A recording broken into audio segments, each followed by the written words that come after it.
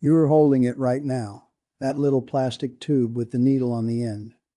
You're looking at the lines, the numbers, trying to line up the black rubber tip with the right mark. And you feel it, that quiet, cold doubt. Did I get it right? It's a tiny moment, a flicker. You push the plunger anyway. You have to. But that doubt does not leave. It just goes underground, waiting for the next meal, the next dose. That's the real threat. Not the needle, the guesswork, the silent, invisible mistake you might be making every single day. You assume if the plunger is somewhere near the number, you refine. You assume all these syringes work the same.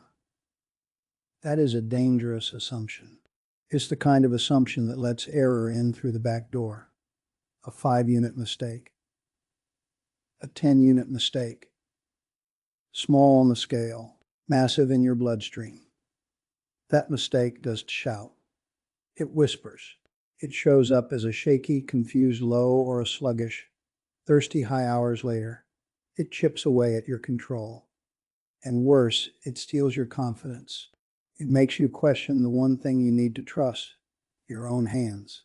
We're going to fix that right now.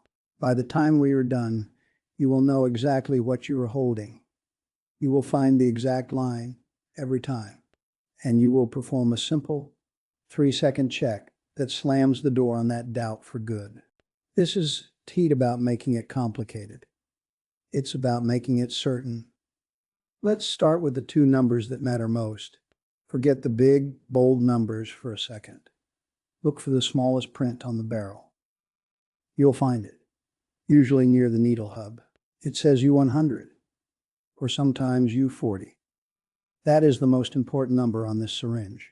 That's its concentration, its language. It must match the language on your insulin vial. If you use a U100 syringe with U40 insulin, you just gave yourself 2.5 times the dose you intended. That's not a mistake. That's a catastrophe. Find that marking. Now find the other one, the total volume. It might say 1 ml or 0, 5 ml or 0, 3 ml. That tells you how much this syringe can hold. A 1 ml U100 syringe holds 100 units. That's the capacity. The big, easy-to-see numbers, those are just the unit scale.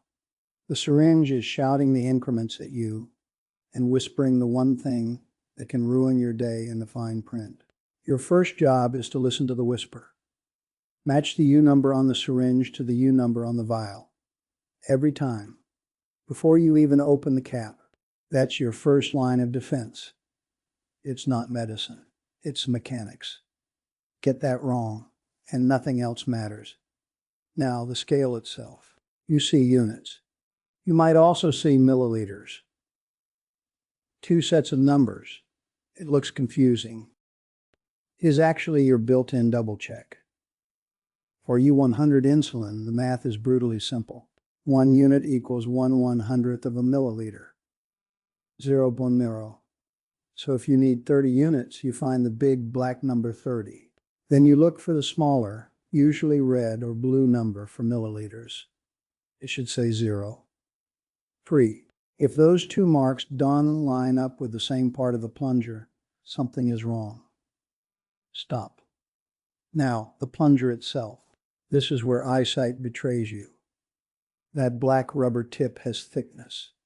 You don't line up the bottom of it with your dose line. You line up the top of it, the part that's closest to the numbers. If you use the bottom, you're consistently giving yourself 1 or 2 units less than you think you are every day. That small, persistent leak of medicine adds up. It destabilizes everything. So the rule is simple. The top of the plunger touches the line, not the middle, not the bottom, the top. Make that your habit. It transforms a fuzzy guess into a sharp visual rule. Now for the tricky part, the small doses. Under 10 units, That space between 0 and the first big number, usually a 10. It's a no man's land. A few faint lines. Your eyes strain. You think it's just around 5. That's probably fine. That's the thought that kills precision. Because on a standard 1 milliliter syringe, those little lines, they were not 1 unit each. They were 2. Every single one. So if you need 6 units, you don't aim for the space between the 4th and 5th little line. You find the 3rd little line and you stop. Miss by 1 line, you've just given yourself 8 units. A 30% error on a tiny dose. That kind of mistake doesn't announce itself with drama. It just quietly tilts your whole day. So here's the technique. Find your landmark, the nearest solid, easy-to-see number. For a 6-unit dose, your landmark is 10. Then you count backwards. 2 units per line. 1 line back from 10 is 8. 2 lines back from 10 is 6. Stop. That's your dose. Landmark and count. Don't guess. Count. In low light, this is impossible. So you cheat. Use a focus light, a book light, a pen light, a flashlight on your phone. Shine it directly on the scale, not from the side, directly on it. You are not reading poetry. You reading a ruler. Give your eyes every advantage. This is where you shift from understanding the tool to executing a protocol. The stakes just went up. This is how you never get it wrong. Before you even touch that insulin vial, you stop. 3 seconds. That's all it takes. The pre-draw safety check. First, match the languages. Your vial says U100. Your syringe must say U100. Look at them side by side. Make your eyes confirm it. This is the step that prevents the fatal error. The one that assumes nothing. Second, look at the insulin itself. Is it clear? It should be water clear, like a drop of glass. If it's supposed to be cloudy, is it uniformly cloudy? A gentle roll between your palms should mix it into a consistent milky fluid. No streaks, no clumps, and definitely no crystals. Insulin can frost. It forms tiny, sharp crystals inside the vial if it gets frozen or too old. You can miss it if you just check the date. Look, if it looks wrong, it is wrong. Third, pick the right tool for the job. If your dose is 7 units, a 1 milliliter syringe with 100 tiny lines is the wrong tool. Is a yardstick when you need a tape measure. A 0.3 milliliter syringe only holds 30 units total. The numbers are bigger. The lines are farther apart. It's made for this. Use it. This is being fussy. It's being smart. You are building a system where mistakes have to work to get through. Now you draw your dose, and you see it. The air bubble. That tiny trapped pearl of nothing is okay. A small bubble, 1/10 of a unit, doesn't matter. It's harmless under the skin, but a big bubble, that's stolen medicine. That's space in the barrel where insulin should be. So you clear it. Flick the barrel firmly with your finger. Watch the bubble rise to the needle hub like it is in an elevator. Then gently push the plunger until a tiny bead of liquid appears at the needle tip. The bubble is gone. Now recheck your dose. You might have pushed out a unit, so draw back to your exact line. In fact, here's a pro move.